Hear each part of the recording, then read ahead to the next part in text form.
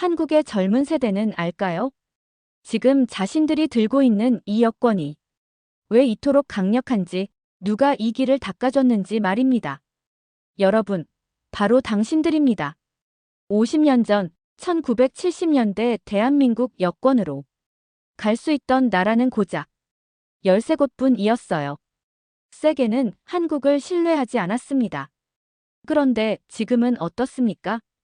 파란색 여권 하나가 지구상 거의 모든 나라의 문을 엽니다. 정확히 190개국이죠. 비자 없이, 아무런 제약 없이 말이에요. 190개국이에요. 무려 177개국이 늘어났습니다. 이건 기적이 아닙니다. 이건 여러분이 만든 역사예요. 중동 사막 52도 열기 속에서 약속을 지킨 건설 노동자들, 독일 탄광 지하 1000m에서 성실하게 일한 광부들, 낯선 땅에서 밤낮으로 환자를 돌본 간호사들. 그 모든 분들이 한 땀 한 땀 쌓아 올린 신뢰가 오늘날 손자 세대의 여권이 됐습니다. 지금부터 세 사람의 이야기를 들려드리겠습니다. 영국 공항 입국 심사관, 프랑스 외교관, 독일 항공 승무원. 이들이 각자의 자리에서 발견한 놀라운 진실을요. 그리고 이 이야기를 듣는 젊은 세대가 깨닫기를 바랍니다. 지금 당신들이 누리는 자유가 어디서 왔는지, 누가 그 길을 열어줬는지를요. 자, 이제 시작합니다. 안녕하세요. 저는 제임스 톰슨입니다. 런던 히드로 공항에서 28년간 입국 심사관으로 일했고요. 지금 파리 샤를드골 공항 한 카페에 앉아 있습니다. 제 옆에는 두 사람이 있어요. 한 명은 피에르 뒤봉, 프랑스 외교부에서 40년간 근무한 은퇴 외교관입니다. 손자 루카도 함께 있고요. 다른 한 명은 안나 슈미트, 독일 루프트한자 항공 승무원이에요. 30분 전만 해도 우리는 서로 모르는 사람들이었습니다. 그런데 지금은 한 테이블에 앉아서 믿을 수 없는 대화를 나누고 있죠. 한국 여권의 비밀을요. 저는 2주 전에 런던 국립기록보관소에서 뭔가를 발견한 이야기를 던졌죠. 안나의 눈이 반짝였어요. 뭘 발견하셨어요? 1973년 11월 15일자 문서. 제목은 대한민국 광부 고용 프로그램 평가 보고서였습니다. 첫 페이지에 이렇게 적혀 있었죠. 영국 탄광 역사상 가장 모범적인 외국인 근로자. 계약 이행률 100%, 귀국 약속 준수율 100%, 법규 위반 건수 0건. 저는 다음 페이지를 넘겼습니다. 존 윌슨이라는 사람이었어요. 그는 노팅엄셔 5번 갱도 책임자였죠. 나는 23년간 이 탄광에서 일했다. 폴란드인, 이탈리아인, 터키인 등 여러 나라 근로자들을 봤다. 하지만 한국 광부들 같은 사람들은 처음이다. 그들은 새벽 5시면 어김없이 갱도 입구에 서 있었다. 교대 시간보다 30분 일찍 왔다. 장비를 점검하고 작업 준비를 마친 상태였다. 지하 1000m, 섭씨 35도가 넘는 열기와 먼지 속에서 그들은 단 한 번도 불평하지 않았다. 어느 날 물었다. 왜 그렇게 열심히 하느냐고. 한 광부가 대답했다. 고향에 아내와 두 딸이 있습니다. 제가 여기서 잘못하면 뒤에 올 한국 사람들이 일자리를 잃습니다. 저 혼자만의 문제가 아닙니다. 그 말을 듣고 나는 할 말을 잃었다. 저는 숨을 깊이 들이마셨습니다. 계속 읽었어요. 3년 계약이 끝나는 날 127명 전원이 정확히 귀국했다. 단 한 명도 남지 않았다. 다른 나라 근로자들은 보통 1020%가 불법 체류를 시도한다. 하지만 한국 광부들은 달랐다. 마지막 날 한 광부가 내게 편지를 건넸다. 서툰 영어로 쓰여 있었다. 3년간 신세졌습니다. 영국 법을 지키고 약속을 지키는 게 한국 사람의 자존심입니다. 우리를 고용해 주셔서 감사합니다. 나는 그 편지를 아직도 간직하고 있다. 저는 문서를 내려놓았습니다. 눈시울이 뜨거워졌어요. 다음 페이지에는 더 구체적인 에피소드들이 있었습니다. 1973년 6월 24일 3번 갱도에서 낙반 사고가 있었어요. 천장이 무너져 내렸죠. 영국인 광부 2명이 갇혔습니다. 한국 광부 6명이 자진해서 구조에 나섰어요. 위험 수당도 없이 말이죠. 17시간 동안 맨손으로 돌을 치웠습니다. 2명을 무사히 구출했어요. 영국 광부 가족이 찾아와 감사 인사를 했습니다. 한국 광부들은 손을 내저었죠. 당연한 일입니다. 같이 일하는 동료잖아요. 그날 이후 영국 광부들은 한국 광부들을 형제라고 불렀다고 합니다. 1974년 2월, 혹독한 겨울이었어요. 영국은 석탄 파업으로 전력난을 겪고 있었습니다. 다른 광부들은 일을 멈췄죠. 하지만 한국 광부 127명은 계속 일했어요. 우리는 파업할 권리가 없습니다. 계약을 지켜야 합니다. 그들의 답이었죠. 영국 언론이 이들을 취재했습니다. BBC 뉴스에 나왔어요. 한 기자가 물었습니다. 왜 이렇게까지 하십니까? 한 광부가 대답했어요. 저는 경상남도 가난한 농부의 아들입니다. 제가 여기 올 수 있었던 건 한국 정부가 영국과 약속했기 때문입니다. 제가 약속을 어기면 한국의 신뢰가 떨어집니다. 그럼 제 동생들, 제 조카들은 기회를 잃습니다. 저 하나 편하자고 나라 망신시킬 수는 없습니다. 방송이 나간 후 영국 국민들이 감동했다고 합니다. 신문 사설에 이런 글이 실렸어요. 한국이라는 나라를 다시 봐야 한다. 이들은 가난하지만 자존심이 있다. 약속을 지킬 줄 안다. 이런 국민을 가진 나라는 반드시 일어설 것이다. 저는 문서를 읽으며 계속 고개를 끄덕였습니다. 마지막 페이지에 최종 평가가 있었어요. 영국 정부는 대한민국 근로자에 대한 신뢰를 확보했다. 향후 추가 고용을 적극 검토할 것을 권고한다. 이들이 보여준 성실성과 법 준수 정신은 향후 양국 관계에 긍정적 영향을 미칠 것으로 판단된다. 그 아래 손으로 쓴 메모가 있었습니다. 이들 127명 전원이 약속대로 귀국했다. 영국 탄광 100년 역사상 처음 있는 일이다. 대한민국이라는 나라를 기억하라. 이 나라는 다르다. 저는 문서를 덮었습니다. 1973년, 52년 전 이야기였습니다. 저는 다음 페이지를 넘겼습니다. 영국 탄광 역사상 가장 모범적인 외국인 근로자. 계약 이행률 100%, 귀국 약속 준수율 100%, 법규 위반 건수 0건. 저는 다음 페이지를 넘겼습니다. 1973년 8월부터 11월까지 3개월간의 평가 기록이었어요. 대한민국에서 온 광부 127명. 노팅엄셔와 더비셔 탄광에 배치됐습니다. 계약 기간은 3년이었죠. 평가 항목들이 나열돼 있었어요. 출근율 99.8%, 시간 엄수율 100%, 작업 지시 준수 100%, 안전 규정 위반 0건, 동료와의 충돌 0건. 저는 고개를 가로저었습니다. 이게 가능한 숫자인가? 1973년, 52년 전 이야기였습니다. 그리고 다음 날 월요일, 저는 히드로 공항 사무실로 출근했어요. 컴퓨터를 켰습니다. 전날 심사 기록을 확인하는 게 제 일상이었죠. 화면에 숫자 하나가 눈에 들어왔습니다. 4분 52초. 한국 여권 소지자의 평균 입국 심사 시간이었어요. 다른 나라 평균의 4분의 1도 안 되는 시간이었죠. 그 순간 저는 이해했습니다. 어제 본 1973년 문서가 떠올랐어요. 교대 시간보다 30분 일찍 와서 준비를 마친 광부들. 지하 1000m에서도 불평 한마디 없었던 그들. 계약 기간이 끝나자 127명 전원이 약속대로 귀국한 그 사람들. 저는 지난주 입국심사대 장면을 떠올렸습니다. 여권을 미리 손에 들고 온 한국 승객. 입국 카드가 이미 작성돼 있던 것. 묻기도 전에 호텔 예약 확인서를 내민 것. 11시간 비행 후에도 단정한 옷차림. 감사합니다. 좋은 하루 되세요. 라는 예의 바른 인사. 아, 그래서였구나. 4분 52초는 우연이 아니었습니다. 그건 1973년 지하 1000m 탄광에서 시작된 습관이었어요. 30분 일찍 와서 준비하는 것. 불평하지 않는 것. 약속을 지키는 것. 법을 존중하는 것. 52년 전 127명의 광부가 매일 반복했던 그 행동들이 오늘날 그들의 손자 세대에게 몸에 밴 문화가 된 겁니다. 저는 화면을 보며 생각했어요. 베이징발 승객이 새치기하고 소리 지를 때, 나이지리아발 승객이 서류 찾느라 가방을 뒤질 때, 브라질발 승객이 입국 카드를 안 써와서 다시 작성할 때 저는 짜증이 났었습니다.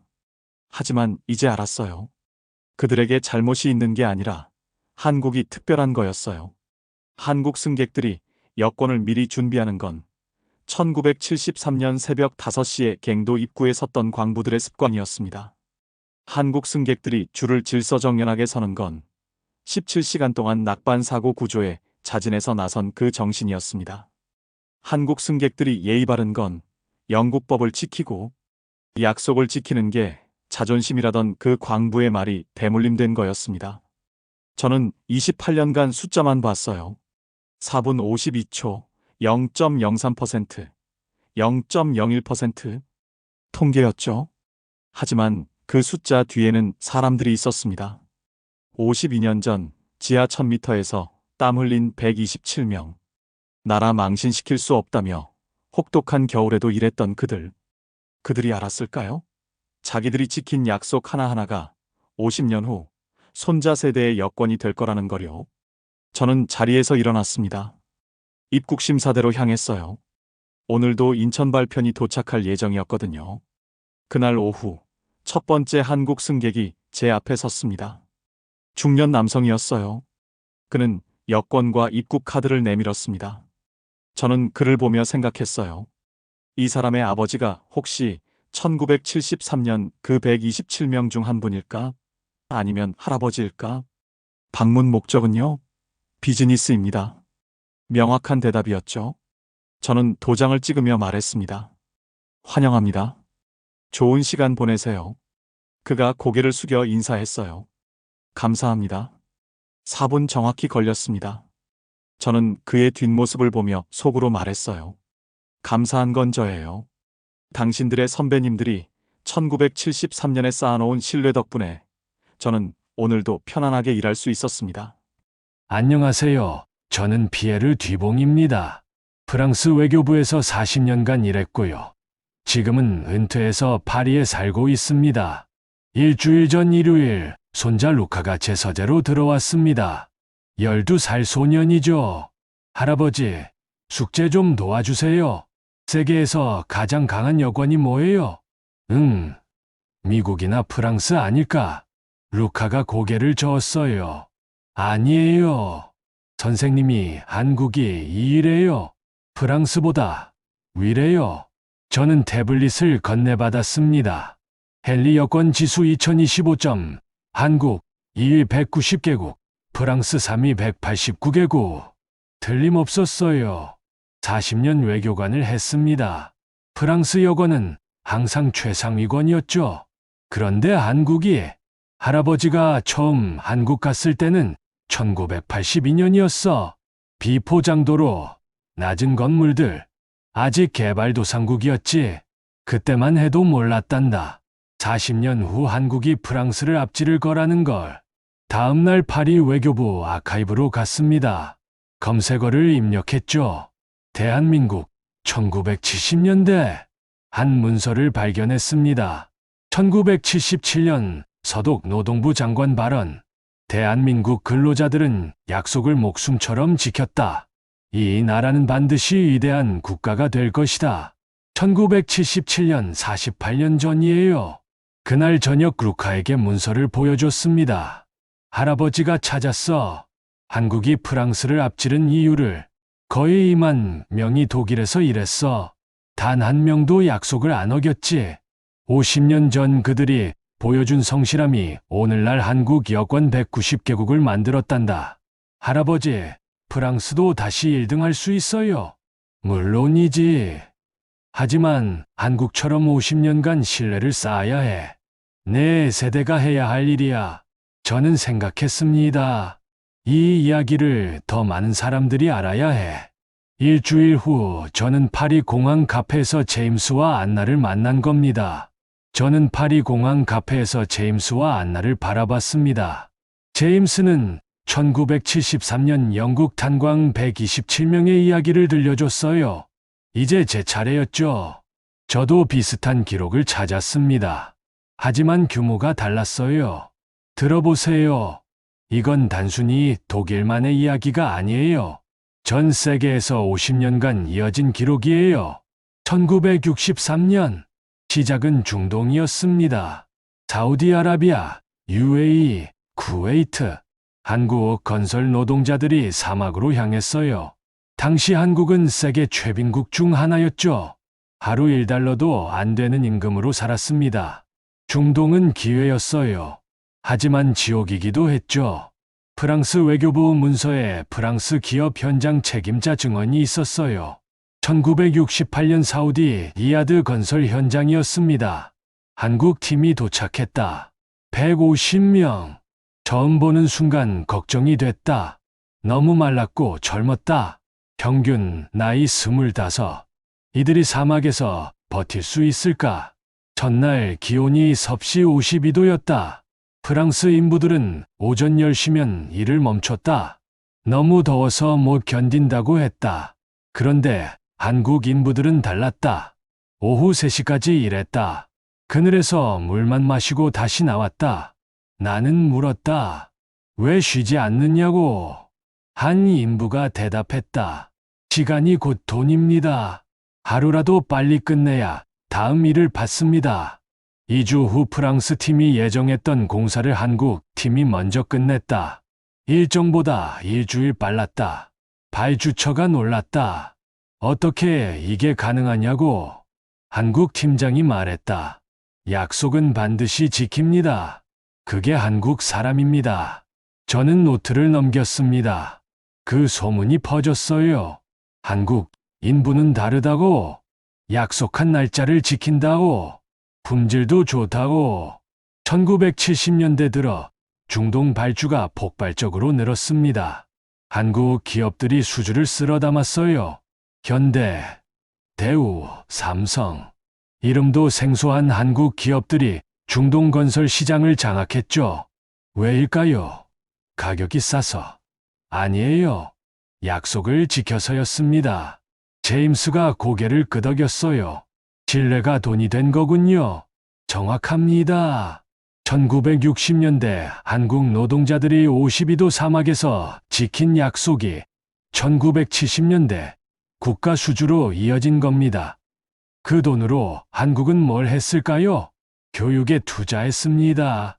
1970년대 한국은 대학을 만들었어요. 기술을 배웠죠. 그리고 젊은이들을 해외로 보냈습니다. 유학생들이었어요. 프랑스에도 왔습니다. 1980년대 파리 소르본 대학에 한국 유학생이 늘었어요. 저도 그때 몇 명을 만났죠. 어느 날 대학 도서관에서 한국 학생을 봤습니다. 밤 11시였어요. 도서관 문 닫을 시간이었죠. 자서가 말했습니다. 문 닫습니다. 나가세요. 한국 학생이 물었어요. 5분만 더 있으면 안 될까요? 이 책을 끝까지 읽고 싶어요. 자서가 고개를 저었죠. 규칙입니다. 내일 오세요. 한국 학생은 바로 일어났습니다. 책을 제자리에 꽂고 나갔어요. 불평 한마디 없이요. 다음날 아침 8시. 도서관 문 열자마자 그 학생이 들어왔습니다. 어제 그 책을 찾아서 읽기 시작했죠. 저는 신기했어요. 저 학생은 왜 저렇게까지 할까? 몇 달 후 그 학생과 대화할 기회가 있었습니다. 물었죠. 왜 그렇게 열심히 공부하냐고? 그가 대답했어요. 제 아버지는 1960년대 중동에서 일했습니다. 자막에서 10년 일해서 번 돈으로 저를 프랑스에 보냈어요. 저는 아버지를 실망시킬 수 없습니다. 배운 걸 가지고 돌아가야 해요. 저는 그 말을 듣고 충격받았습니다. 저 학생의 아버지가 사막에서 52도 열기를 견딘 이유가 바로 이거였구나. 안나가 물었습니다. 그 학생은 어떻게 됐나요? 귀국했습니다. 약속대로요. 그리고 지금은 서울에서 교수로 있을 겁니다. 제자들을 가르치면서요. 1980년대, 1990년대를 거치며 한국은 바뀌었습니다. 1988년 서울올림픽, 2002년 월드컵, 세계가 한국을 보기 시작했어요. 더 이상 가난한 나라가 아니었죠. 반도체를 만들었습니다. 자동차를 수출했어요. 휴대폰을 만들었죠.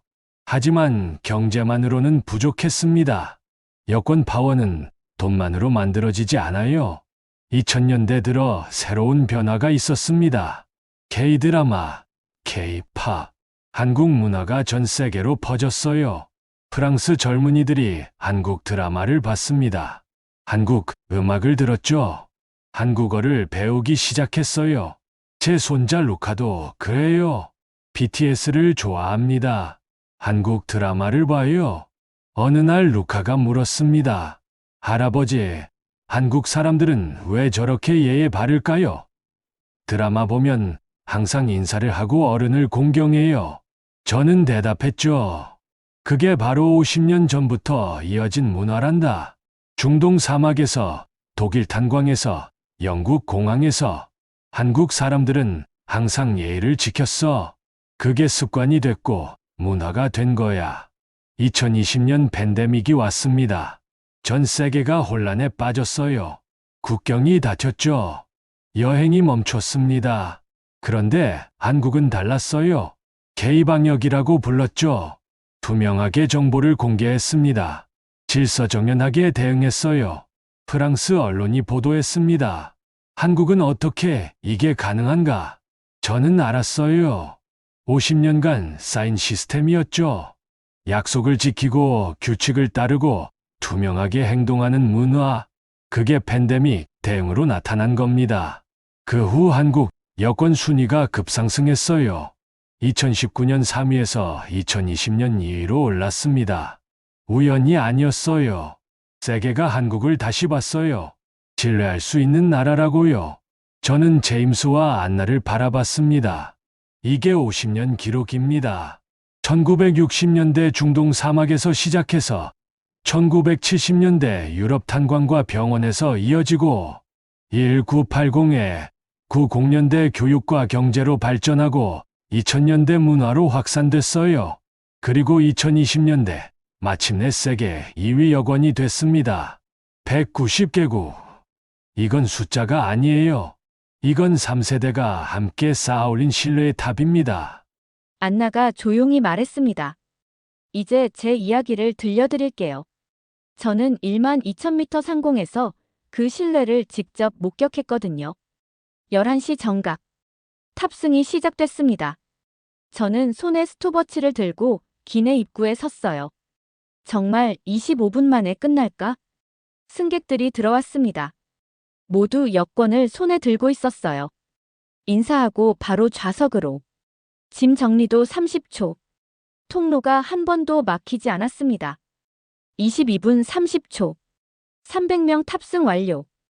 클라우스가 웃었습니다. 오늘은 더 빨랐네요. 저는 믿을 수 없었어요. 15년 경력에 처음 보는 광경이었습니다. 이륙 후 1시간. 콜벨이 단 2번 울렸어요. 물 한 잔과 기저귀 교환 장소 문의. 그게 전부였습니다. 식사 시간. 보통은 전쟁터죠. 그런데 오늘은 명확한 선택, 정중한 태도. 1시간 만에 300명 서빙 완료. 12시간 내내 조용했습니다. 책 읽고, 영화 보고, 화장실 줄도 질서정연하게. 착륙 30분 전. 모든 승객이 이미 준비돼 있었어요. 지시도 안 했는데요. 마지막 승객을 배웅하며 저는 깨달았습니다. 이건 다른 세상이었어요. 인천공항에서 24시간 스톱오버가 있었습니다. 저는 호텔에 체크인한 후 생각했어요. 이유를 알고 싶다. 왜 한국 승객들만 이렇게 다른 걸까? 다음 날 아침 저는 인천국립도서관으로 갔습니다. 검색어를 입력했어요. 한국, 해외 근로자, 1960-1970년대. 자료가 나왔습니다. 독일 파견 광부와 간호사 기록이었어요. 사진이 있었습니다. 1960년대 말 함부르크 항구. 배에서 내리는 한국 젊은이들 사진이었죠. 설명을 읽었습니다. 1963-1977년 독일 파견 광부 7,936명, 간호사 1만 1,057명. 이들은 3년 계약을 100% 이행했다. 독일 정부는 이들을 역사상 가장 모범적인 외국인 근로자로 평가했다. 저는 사진 속 얼굴들을 봤습니다. 20대 초반으로 보이는 젊은이들이었어요. 그들의 눈빛이 간절했습니다. 순간 깨달았어요. 어제 비행기에서 만난 승객들. 그 중년 남성, 할머니, 젊은 여성들. 그들은 저 사진 속 청년들의 자녀이거나 손주였을 거예요. 1960년대 독일 탄광 지하 1000m에서 새벽 5시에 출근했던 그 습관. 1970년대 병원에서 13시간 연속 근무했던 그 성실함. 계약 기간이 끝나면 약속대로 귀국했던 그 정직함. 그게 50년이 지나 자녀 세대, 손주 세대에게 전해진 거였습니다. 제가 본 25분 탑승은 우연이 아니었어요. 30분 일찍 준비하는 습관이었죠. 12시간 동안 단 몇 번만 울린 콜벨은 우연이 아니었어요. 남을 방해하지 않는 문화였죠. 정중한 인사와 감사는 우연이 아니었어요. 법을 지키고 예의를 지키는 게 자존심이라던 그 정신이었죠. 저는 도서관 책상에 앉아 한참을 생각했습니다. 독일 승무원인 제가 50년 전 독일로 간 한국 사람들의 후손을 태우고 날았던 거예요. 그들은 몰랐을 겁니다. 자기 부모님, 할아버지 할머니가 독일에서 쌓아놓은 신뢰 덕분에 자신들이 편안하게 여행하고 있다는 걸요. 저는 휴대폰을 꺼내 승무원 채팅방에 글을 올렸습니다. 인천행 다녀왔어요. 소문이 사실이었어요. 아니, 소문보다 더 대단했어요. 그리고 이제 이유를 알았어요. 50년 전 우리 독일이 받은 신뢰가 오늘 돌아온 거였어요. 댓글이 달리기 시작했습니다. 무슨 말이야? 자세히 알려줘. 50년 전. 저는 답글을 달았어요. 돌아가면 다 얘기해줄게. 이건 단순한 비행이 아니었어. 이건 역사였어. 인천 도서관에서 돌아온 다음 날, 저는 뮌헨으로 복귀했습니다. 그리고 일주일 후 파리행 비행 스케줄이 잡혔어요. 출발 4시간 전 파리 샤를드골 공항에 도착했죠. 카페에 들어갔을 때 두 남자가 눈에 들어왔습니다. 한 명은 영국인처럼 보였고 다른 한 명은 프랑스인 같았어요. 옆에는 어린 소년도 있었고요. 그렇게 우리는 만났습니다. 제임스가 1973년 영국 탄광 127명의 이야기를 끝냈어요. 피에르가 1960년대부터 50년간 이어진 기록을 정리했죠. 그리고 저는 12,000m 상공에서 목격한 22분 30초의 비행을 들려줬습니다. 카페는 잠시 조용했어요. 우리 세 사람은 서로를 바라봤습니다. 제임스가 먼저 입을 열었습니다. 우리가 본 건 결국 같은 거였네요. 피에르가 고개를 끄덕였어요. 1973년 영국 탄광에서 새벽 5시에 출근하던 습관이. 제가 말을 이었습니다. 2025년 공항에서 여권을 미리 준비하는 승객이 됐어요. 제임스가 덧붙였죠. 지하 1000m에서 17시간 동안 동료를 구조하던 정신이. 저는 계속했습니다. 12시간 비행 내내 남을 배려하는 문화가 됐고요. 피에르가 마무리했습니다. 약속을 목숨처럼 지키던 그 자존심이 오늘날 190개국의 문을 여는 여건이 됐습니다. 침묵이 흘렀어요. 그리고 우리는 동시에 말했습니다. 신뢰는 대물림된다. 손자 루카가 조용히 듣고 있었어요. 그러더니 물었습니다. 할아버지, 그럼 그 광부 할아버지들은 지금 어디 계세요? 피에르가 루카의 머리를 쓰다듬었습니다. 아마 80 중반쯤 되셨겠지. 한국 어디선가 평범하게 살고 계실 거야. 그분들은 아실까요? 자기들이 세계 2위 여권을 만들었다는 거요? 피에르가 잠시 말이 없었어요. 그러다가 대답했죠. 아마 모르실 거야. 그분들은 그냥 약속을 지켰을 뿐이니까. 매일 새벽 5시에 일어나서 탄광에 내려가서 성실하게 일하고 계약 끝나면 귀국하고. 그게 전부였어. 그런데 그 전부가 50년 후 손자들의 미래가 된 거예요. 루카가 말했습니다. 피에르가 놀라며 손자를 봤어요. 루카가 웃었죠. 선생님이 그러셨어요. 역사는 위대한 사람만 만드는 게 아니래요. 평범한 사람들이 매일 하는 작은 선택들이 모여서 역사가 된대요. 제임스가 감탄했습니다. 훌륭한 선생님이시네요. 저도 고개를 끄덕였어요. 루카, 내 말이 맞아. 1973년 127명은 영웅이 되려고 한 게 아니야. 그냥 약속을 지켰을 뿐이지. 그런데 그게 쌓여서 오늘이 됐어. 공항 안내방송이 나왔습니다. 인천행 AF264편 탑승을 시작합니다. 우리는 자리에서 일어났어요. 출발 게이트로 향했습니다. 게이트 앞에는 이미 긴 줄이 서 있었어요. 파란색 여권을 든 사람들이었죠. 저는 줄을 봤습니다.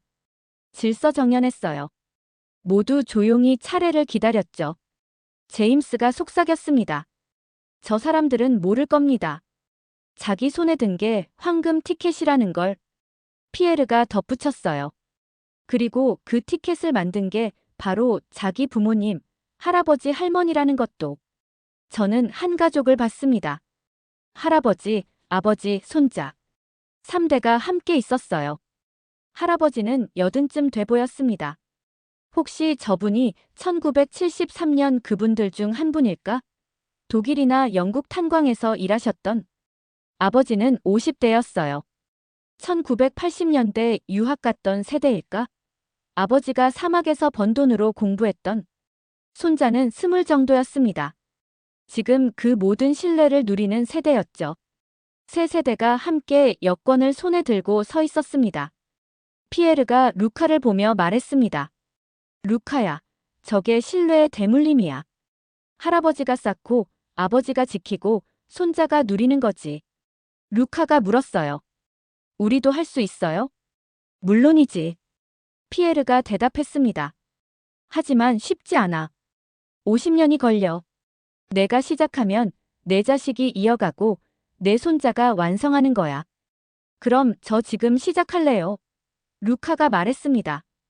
우리는 웃었어요. 탑승이 시작됐습니다. 저는 시계를 봤어요. 몇 분이 걸릴까? 제임스가 말했습니다. 25분 안에 끝날 겁니다. 피에르가 웃었어요. 52년 전 새벽 5시 습관이니까요. 우리는 카페로 돌아왔습니다. 창밖으로 비행기가 보였어요. 인천행 AF264편이 천천히 움직이기 시작했습니다. 저는 생각했습니다. 저 비행기 안에는 300명이 타고 있어요. 그들은 각자 자기 인생을 살고 있죠. 하지만 그들이 누리는 편안한 여행은 50년 전 누군가가 지하 1000m에서 흘린 땀 덕분이에요. 제임스가 말했습니다. 저는 내일 런던으로 돌아갑니다. 입국 심사대에 설 거예요. 한국 여권 소지자가 오면 이제는 다르게 볼 것 같아요. 피에르가 고개를 끄덕였어요. 저도 루카에게 이 이야기를 계속 들려줄 겁니다. 신뢰는 하루아침에 만들어지지 않는다고. 한 세대가 쌓으면 다음 세대가 누린다고. 저는 웃으며 말했습니다. 저는 다음 주에 또 인천행을 신청할 거예요. 이번엔 이유를 알고 타는 거니까요. 비행기가 활주로를 달렸습니다. 그리고 하늘로 떠올랐어요. 우리는 창밖을 바라봤습니다. 루카가 물었어요. 할아버지, 저 비행기가 한국에 도착하면 뭐가 달라져요? 아무것도 안 달라져. 피에르가 대답했습니다. 승객들은 내려서 집으로 가거나 회의에 갈 거야. 평범한 일상이지. 그럼 뭐가 특별한 거예요? 피에르가 손자를 보며 말했습니다. 특별한 건 그들이 모른다는 거야. 자기들이 특별하다는 걸 말이야. 그냥 당연하게 여기는 거지. 줄 서는 것도, 예의 지키는 것도, 약속 지키는 것도. 그게 가장 대단한 거야. 제임스가 덧붙였습니다. 특별한 게 당연해진 거니까요. 저는 마지막으로 말했습니다. 그리고 그 당연함을 만드는데 50년이 걸렸어요. 비행기가 구름 속으로 사라졌습니다. 우리는 자리에서 일어났어요. 각자 갈 길이 있었으니까요. 헤어지기 전 우리는 약속했습니다. 이 이야기를 더 많은 사람들에게 전하자고. 여권은 단순한 여행 문서가 아니라고. 그건 한 세대가 다음 세대에게 물려주는 신뢰의 기록이라고. 그리고 당신도 지금 이 순간 무언가를 쌓고 있다고. 50년 후 누군가가 누릴 신뢰를요. 그날 이후 우리는 각자의 일상으로 돌아갔습니다. 제임스는 런던 히드로 공항 입국 심사대로 돌아갔어요. 한국 여권 소지자가 오면 이제는 다르게 봤죠. 4분 52초 뒤에는 52년의 역사가 숨어 있다는 걸 알았으니까요. 피에르는 손자 루카와 매주 일요일 서재에서 이야기를 나눴습니다. 역사는 위대한 사람만 만드는 게 아니라고, 평범한 사람들의 작은 선택이 모여서 만들어진다고 가르쳤어요. 저는 다시 인천행을 탔습니다. 이번엔 이유를 알고 타니까 모든 게 달랐어요. 22분 탑승도, 조용한 12시간도, 정중한 인사도. 그 모든 게 감사했습니다. 여러분, 지금 이 이야기를 듣고 계신 분들께 말씀드리고 싶어요. 1960년대 중동 사막 52도 열기 속에서 일하셨던 분.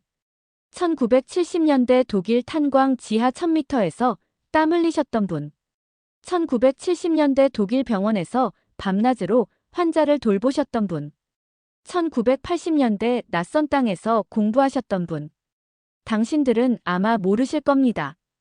당신들이 매일 새벽 5시에 일어나 출근하던 그 습관이 오늘날 손자들이 공항에서 여권을 미리 준비하는 습관이 됐다는 걸요.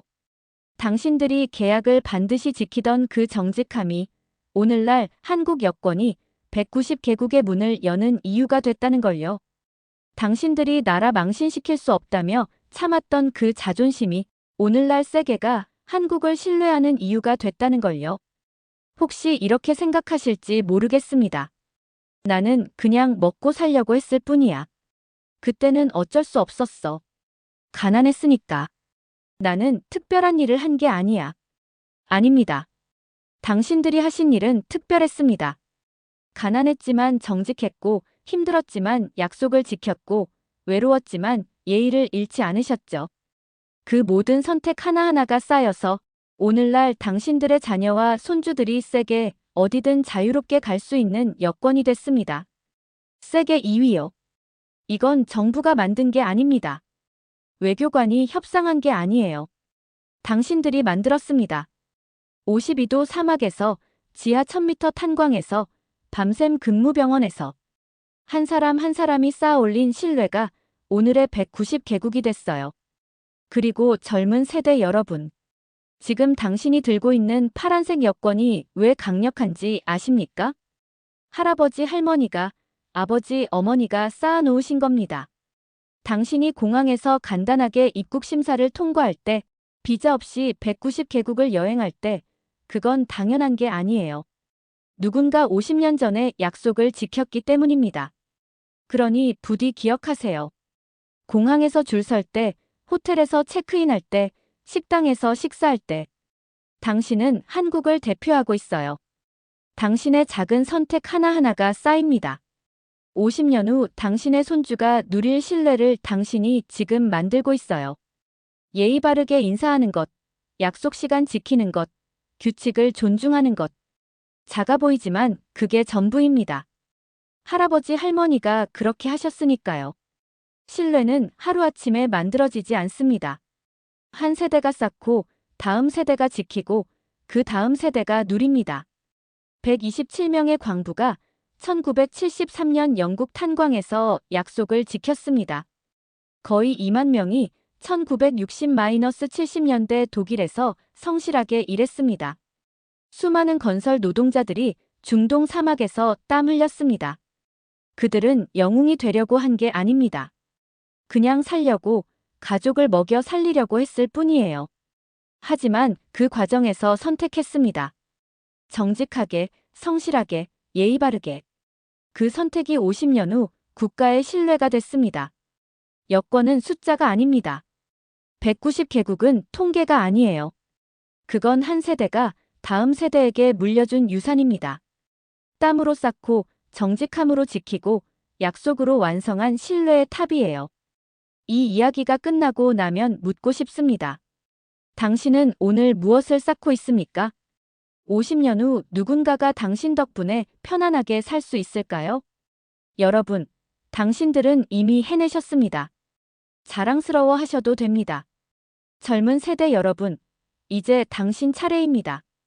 할아버지 할머니가 물려주신 신뢰를 지키고 더 쌓아가세요. 신뢰는 대물림됩니다. 당신이 오늘 지킨 약속이 50년 후 손주의 자유가 됩니다. 당신이 오늘 보인 예의가 50년 후 손주의 환영이 됩니다. 당신이 오늘 흘린 땀이 50년 후 손주의 기회가 됩니다. 파란색 여권 하나가 190개국의 문을 엽니다. 그 뒤에는 당신이 있습니다. 감사합니다. 그리고 부디 계속 쌓아가 주세요. 다음 세대를 위해서요. 오늘의 이야기는 여기까지입니다. 오늘 이야기가 도움이 되셨다면 구독과 좋아요 부탁드립니다. 여러분의 응원이 더 좋은 콘텐츠를 만드는 힘이 됩니다. 다음 이야기도 기대해 주세요. 감사합니다.